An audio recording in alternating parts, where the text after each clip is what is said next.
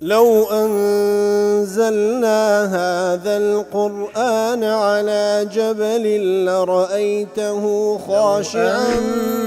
أنزلنا هذا القرآن على جبل لرأيته خاشعا أنزلنا هذا القرآن على جبل لرأيته خاشعا متصدعا من خشية وتلك الأمثال نضربها للناس لعلهم يتفكرون.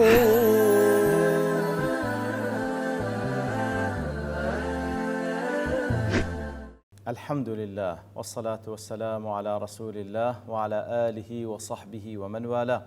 السلام عليكم ورحمة الله. برزان خوش حام لوانه 599 لوانه كاين تفسير القرآن في رزبهم وخزمتان ومبست رزامني رب العالمين وهي ودار مئو آز السودي لور بقرن. أعوذ بالله من الشيطان الرجيم. بسم الله الرحمن الرحيم. وإذا جاءك الذين يؤمنون بآياتنا فقل سلام عليكم كتب ربكم على نفسه الرحمة أنه من عمل منكم سوءا بجهالة ثم تاب من بعده وأصلح فأنه غفور رحيم. والإخوة شوستان هل لدرجة وآتانيك ولدواني رابردوش لخزمتي دابوين کاتێکەوە سەرانی قوڕەیش داوا لە پێغەمبەر دەکەن صلی الله عليه وسلم ئەو مسلمانانەی کەوا شوێنکەوتەی ئەون کە زۆربەیان کەسانێکی نەدار و کۆیلە و کەسانێکی لاوازن دەریان بکا لە مەجلیسی خۆی پێغەمبەر صلی الله عليه وسلم. ئیتر رب العالمینش دەفەرمێ ولا تطرد الذين يدعون ربهم بالغداة والعشي وەکو باسمان کرد و لە دوای ئەویش خوای گەورە فەرمێ وكذلك فتنا بعضهم ببعض. ئیتر ئەوانە بووینە تاقیکردنەوە لە بۆ یەکتری ئەو جا نەک هەر دەریان مەکە ئەو کەسانی کەوا سەرانی قوڕەیش دەڵێن دەریان بکەن بەڵکو کاتێکەوە هاتنەلات وإذا جاءك الذين يؤمنون بآياتنا کاتێکەوە کەسانێک ئەوانەی کەوا ئیمانیان بە ئاەتەکانی ئێمەدا هەیە کە هاتنەلات فقل سلام عليكم بەڵکو ئەتوو دەست پێشخەری بکە بە خۆت سەلامیان لێ بکە یاخود سەلامی رب العالمینیان پێڕا بگەینە. كتب ربكم على نفسه الرحمة پروردگارتان رحمة بزەیی لەسەر خۆی واجب کردیە أنه من عمل منكم سوءا بجهالة هەر یەکێک لەنگۆ کاتێک ئەگەر خراپەیەک بکات بە جەهالەت کە دوایە دێن ڕووین دەکەینەوە بە نەزانی خراپەیەک بکاتن پاشان تەوبە بکا و کردەوەی چاک بکا فأنه غفور رحيم. بالتأكيد الله سبحانه وتعالى هم غفورة هم رحيمة سبحانه وتعالى. زۆرێک لە مفسرین هەروای لێک دەنەوە بۆی کەوە ئەو ئاتە عیلاقەی بە دوو ئاتەکەی پێشووتر هەیە بۆی کەوە کاتێک مشریکەکان داوایان کردی کەسانێک لە خزمەت پێغەمبەر صلی الله علیه وسلم کەوا نەدار و فەقیرن دەریان بکە ئیتر خوای گەورە دەفەرمێ کە دەریان مەکە بەڵکو ڕێزیان لێ بنێ ئەتوو سەلامیان لێ بکە و موژدەی ڕەحمەتی خوای گەورەیان پێ بدە. بەیضاوی دەڵێ وصفهم تعالى بالإيمان بالقرآن وإذا جاءك الذين يؤمنون بآياتنا أجر أواني هاتنا لات كإيمانيان بآياتكان إيما هي واتقرآن بيروس كواتا خواهي قول لير دا وزار وصفي أو إيمان دارانا دكابوي كإيمانيان بقرآن هي وهروها أوانا شوين كوتي حجو بلغن لدواي وكوالا آتكي بيشوتر خواهي قول وصفي كردن بعبادت وكوا ولا تطرد الذين يدعون ربهم بالغداة والعشي يريدون وجهه لا أتكي بيشوتر خواي قولي وصفي كردن أوانا عبادت دكن ببيانيان وإيواران ما بس تشيان تنها إخلاصا لرجل فرمانا إيماني شيان بقرآن بيروز هيا يترد فرمي كاتك خواي قولي وصفي عندك بو صفاتانا أو زفرمان ببيغمبرك صلى الله عليه وسلم بأن يبدأهم بالسلام فقل سلام عليكم. وصفي عندك يعني فرمان پیغمبر صلى الله عليه وسلم ويكوا بخوت سلام يعني ليبكا أو يبلغ سلام الله تعالى إليهم يعني فرمان پیغمبر بويكوا تبليغ سلامي پروردگار بكا لبو إيمان دارانا وهو مجدان بيبداتا بوي برحمة فراوانك رب العالمين وفضل خواي قورا كواتا نوك هردر يامكا بلكو بوشوش پیشوازيان ليبكا وريزيان ليبني إذانا بأنهم الجامعون لفضيلتي العلم والعمل كما تخواي قولا دەفەرمێن ڕێزیان لێ بنێ لەبەرەوەی ئەوانە وەکو وەصفی کردن بە عیبادەت و وەصفی کردن بە ئیمان بە ئاەتەکانی خوای گەورە کەواتە ئەوانە هەردوو فەزیلەتیان لە خۆ کۆ کردیتەوە فەضیلەت و گەورەیی عیبادەت و عەمەل فەضیلەت و گەورەیی عیلم کە ئیمانیان بە ئاەتەکانی خوای گەورە هەیە و ئیتر هەر کەسێکی جوابی ينبغي أن يقرب ولا يطرد هەر کەسێکیش کەسێک بی خاوەن علمی شەرعی بی خاوەن عەمەلی صالح بی ئی هەندێکەوە نزیک بخرێتەوە ڕێزی لێ بندرێ نەوەک دەربکرێ و هەروەها مژدەی پێ بدرێ بە سەلامەتی لەلایەن رب العالمینەوە سەلامەتە لە عەزابی خوای گەورە لە دنیا و لە قیامەت و هەروەها مژدەی پێ بدرێ بە ڕەحمەتی خوای گەورە ئیترەوە بەو شێوەیە بەیضاوی لە تەفسیر واتەی وا دەڵێ فریابی و ابن حبان لما هان دەجێڕنەوە دەفەرمون جاء ناس إلى النبي صلى الله عليه وسلم فقالوا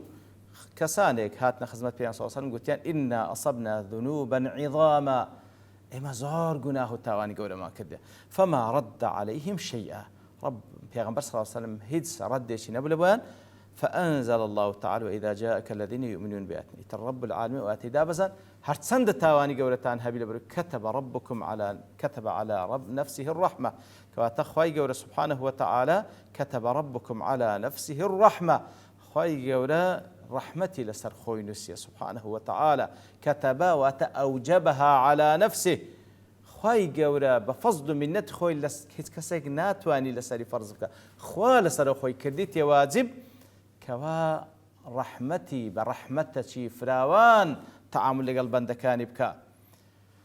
ئیتر وەکو لە حەدیثی پێغەمبەری صلی الله عليه وسلم کەوا خوای گەورە سبحانه وتعالى لەسەر خۆی نووسیە لە کتابێکدا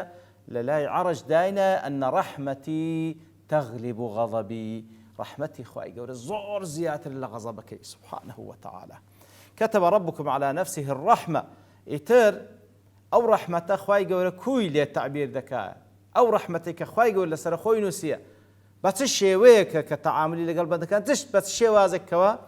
مانای ڕەحمەت دەبەخشی أنه من عمل منكم سوءا بجهالة کەواتە ئەو ڕەحمەتە ئەوەیەکەوە کاتێک کە هەر یەک لەنگۆ کار و کردەوەیەک دەکات کە خراپە بەڵام بجهالة أنه من عمل منكم سوءا سوء ما يسوء به صاحبه عادة کردەوەی خراپ کردەوەی قەبیح و ناشرین پێش هەموو کەسێک ئینسان بەخۆی پێی زەرەرمەندە بەخۆی پێشەرمەزار دەبی بەڵام لەگەڵ ئەوەش کاتێکەوە سوئێک دەکا خراپەیەک دەکا و ئینسانە من عمل منكم لە ئیمانداران من عمل منكم سوءا بجهالة هەر یەک لەنگۆ کەوا کردەوەی خراپ دەکا بجهالة بە نەزانی بەڵام کە تەوبەی دەکا و کردەوەی چاک دەکا خوای گەورە قبول دەکات ئەوجا لێرەدا بجهالە چییە أي عمله وهو جاهل كاتك أو كرد وخرابي دكا لكاتك دكا كوات جاهلة دل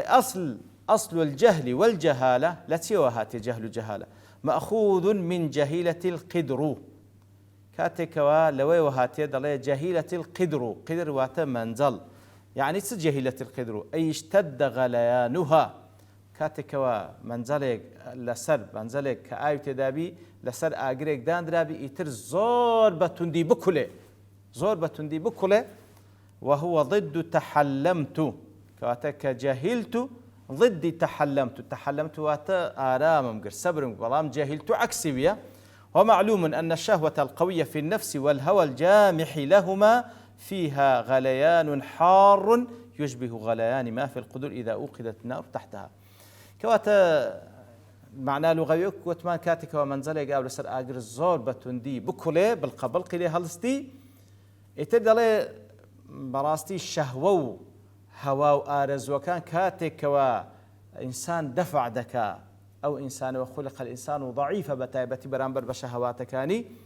كاتك أو هوا وآرز لنا ضلو درون لمشي دكله وكو كراني منزلك أو لسر آجر سبحان الله بعشي ويدفع دكا لێ دەڵێ جەهالە لە جەهیلەتی القدر هاتواتە هەوا و ئارەزوو بەو شێوەی دەفعی کرد و بەو شێوەی با بڵێن وەکو منزەلێک ئاو لەسەر ئاگردا بکولێ ئەو هەل ناو دڵ و دەرونی دەفعی دەکاتن ئیتر زانیان ئەوە معنى لغەویەکەی دەڵێن بە دوو معنى هاتێ ئەحەدهما ئەنەو فاعل فعل الجەهلة من عمل منكم سوءا بجهالة واتكارك دكاك كاري جاهل نزانانا لأن من عمل ما يؤدي إلى الضرر في العاقبة لبر هر كسي كردويك بكا كواب بزرري خويل عاقبة تودبي وهو عالم بذلك ودا الزاني وايا أو ظان يعني ظني وايا كوهربا زرر خوي تودبي فهو من أهل السفه والجهل كواتا إنسان لو حالتي جمجية جاهلة لا من أهل الحكمة والتدبير أهل حكمة والتدبير قلنا أهل حكمة والتدبير كو كارك ذكا كواكاري جاهلانا معناه دوم در أنه جاهل بما يتعلق به من المكروه والمضرة ومعناه إذا كوا جاهلة أو كارك أو ديكا تندزرر من دبي بي ومن حق الحكيم أن لا يقدم على شيء حتى يعلم حاله وكيفيته وكسي حكيم بحكمتيش ناكر يشتيك بكا كوا نازاني عاقبة كيتسية كواتا لتفسير دوم أوي كوا نازاني عاقبتي أو كار خرابي ديكاتسية نازاني سزررك ساورواني دكا إتر أجر كسي شي بحكمت بأصل نابي كاري بكا كوا نازاني ساورواني دكا كواتا فعل الأول الجهل بمعنى السفه والمخاطرة من غير نظر للعواقب كواتا بمعنى كم زهل يرد بجهالة بمعنى قم جيدة كاتك كوا دسيتا مجازفيك دكا لكاريك دا كوا عاقبتكي دزاني زور خرافة لدومج المراد الجهالة بمضار ما يفعله واتا بابلين جاهلة بوي كوا نازاني عاقبتي تسيا أو شتي كوا ديكا إتر بهردو مانا براستي نابي أو إنسان أو كارب كاتن إتر كاتك كوا إنساني إيمان دار كقناح دكا لو دو حالة بدرنية وما لغوية كشي زور مناسبة لقل مانا شرعية كي كواتا أو كسي كوا قناه تاوان دك لإيمان داران دزاني أو قناها برام نفسه هوا وآرزو غلبي لي كردي وكو منزريك أو دكو لي سبحان الله دفعي دكا لو حالتي عاقبتك لي ديارنية لو حالتي عاقبتي أو قناهي كذيكا لي ديارنية سكو أقر بلين بجهالة معناها نازاني لو ديكا كواتا همو إيمان داري كدزاني فلانا قناح خواهي قول حرامي كردي أو زد الشكاك كواتا قرب السريدة بيتن لي خوشبوني نية سونك همو كاسيك بو معنايبي همو إنسانش إيمان دار دزاني فلانا قناح حرامة برام أدلو ديكا لو حالتي أقر بلين بضد علم ليتش بدينوا لو حالتي كواتا إيمان دار نزاد بوني نية برام بو معناي ليك ندرايتوا بلكو جهالت بوي كوا لو حالتي كديكا لو حالتك جناح كيدك لبروي نفسه هوا وارزو هند دفعي كردية دكولي لناوا لو حالتي وايلي كردي عاقبتك لي ديار نية كوا عاقبة جناه تاوان زور خطروا زرري بيدين لنا ولقيم إتر بلام لقل أوش ثم تاب من بعد ذلك وأصلح بلام باشان توبيكر بشيمان بو وازي هنا توبيكر كواتا وكو معلومش التوبة وكو وازي الأخراب كينا فشمان بو عزمي جزم كر كوا زارش كأخرابي نكا وأصلح أو ذكر دويت سات شكر كواتا توبة الإسلام ده هر أوانية كوا توبيش سلبي بمجرد واز الأخرابي بين دبي لمقابلش ده فرمان بساكبك أو عتا كخواز الأخرابي دين دبي لمقابل ده إصلاح بكا كردويت ساك بكاتن وعمل عملا صالحا إتر ثم تاب بعدي وأصلح فأنه غفور رحيم لو حالتي هرتسندك كردو خرابك كر دشي زاني خرابه بلام لو لحظه اقاي لعاقبتك ينبو اقاي لو ينبو لخاله ويدانبو كوالا برساوي تشيدي كاك الله سبحانه وتعالى لو حالتي ما دام لدواتره ثم او زلي رجدا سبحان الله وكو رحمتك دفرمي ثم لبو تراخي زمنيه كواتا لدواي قناهك بفتريك او زاب بشيمان دبيتو سبحان الله كواتا ثم كشهر رحمته سونك اگر ثم نفرمو با واتا إلا توبة لو كسان قبول ذكر كوا دمو دست توبة كان لجناه تاوان خو أصل بها إيمان دار وابي وكو إيمان درجاته تقوى درجاته إيمان داري لقدر إيمان دار متقي لقدر إيمان وتقواك إيواها وكو زانان دفن هل لنا جناح كي يكسر بشمان دبتو إيمانك برزة إيواها لدواء وكخلاص دم دست بشمان إيواها دم دست بشمان نابتو باش فتريك بشمان دبتو بلام هشتا درجة رحمة خوي جورا لبو ثم يكرايتوا كواتا ثم لبو تراخي زمنيش سكو اگر او ثم ينفر ما الا توبه لو كسان قبو ذكر كوا دم دست توبه كان والله من هذا فرمي كغناه تاواني كر بجهاله پاشانیش تەوبەی کرد و کردەوە چاچک ئیلا خوای گەورە قبولی دەکات بەر ئەو خوای سبحانه وتعالى غەفور و ڕەحیمە غەفورە ستری بەندەی دەکات و لێی خۆش دەبی و ڕەحیمیشە بە ڕەحمەتی خۆی مۆفەقی دەکاتکەوە کردەوەی چاک بکاتن لە دوای ئەوە تاوەکو ئین الحەسەنات یذهبن السەیئات حەسەناتەکان کە دەیکە بە ڕەحمەتی خوای گەورە سبحانه وتعالى گوناه و تاوانەکانی دەستڕیتە لە خوای گەورە دەپاڕێنەوە لەو کەسانە بین کەوا ئاگاداری خۆمان بین بزانین لەژێر مراقبەی رب العالمینین و هەر گوناه و تاوانش کە کردیتمان تەوبەی لێ بکەین خوای گەورە مۆفەقمان بکات بە تەوبەکردن و بە مەغفیرەتی خۆی و بە ڕەحمەتی خۆی خوای گەورە لێمان خۆش ببی وصلى الله وسلم على نبينا محمد وعلى آله وصحبه أجمعين وآخر دعوانا الحمد لله رب العالمين. لو أنزلنا هذا القرآن على جبل لرأيته خاشعا